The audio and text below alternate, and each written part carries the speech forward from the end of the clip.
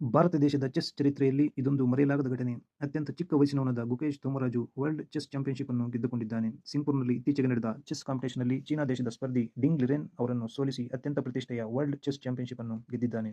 ಇದುವರೆಗೂ world chess ಹಿಸ್ಟರಿಯಲ್ಲಿ ಅತ್ಯಂತ ಚಿಕ್ಕ ವಯಸ್ಸಿನವನಾಗಿ ಗುರುತಿಸಿಕೊಂಡವರು ಗ್ಯಾರಿ ಕ್ಯಾಸ್ಪರ್‌ವ್. ಇವರಿಗೆ 22 ವಯಸ್ಸಿನಲ್ಲಿ ವರ್ಲ್ಡ್ ಚೆಸ್ ಚಾಂಪಿಯನ್ ಆಗುವ ಅವಕಾಶ ಬಂದಿತ್ತು. ಆದರೆ ಈಗ ವರ್ಲ್ಡ್ ಚೆಸ್ ಹಿಸ್ಟರಿಯಲ್ಲಿ ಅತ್ಯಂತ ಚಿಕ್ಕ ವಯಸ್ಸಿನವನಾಗಿ ಗುರುತಿಸಿಕೊಂಡಿದ್ದು ನಮ್ಮ 18 ವರ್ಷದ ಈ ಗುಕೇಶ್ ದೊಂಬರಾಜು.